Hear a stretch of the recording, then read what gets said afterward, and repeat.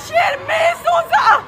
شما مردم سعی میکنید همت شما حتی عزیزان و پایان‌تر است.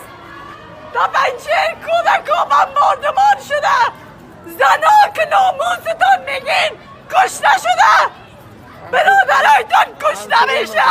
چرا سیل میبینین؟ چرا شرکت نمیکنین؟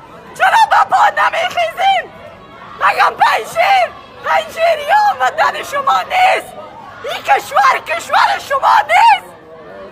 چرا دفاع نمیکنین؟ چرا صدایتون رو بلند نمیکنین؟ احساساتی صحبت نکنن.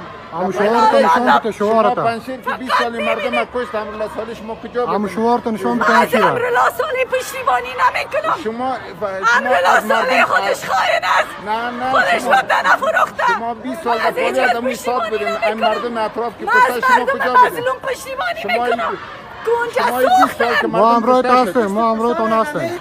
صدایتان بلند کنین. خاموش نباشین. 20 سال خاموشی ما امروز شما هستیم. 20 سال که گلیم مردم کشته هویتتان جمع میکنه. گلیم هویتتان جمع میشه. بیدار شوید. ما هستیم امروزتون.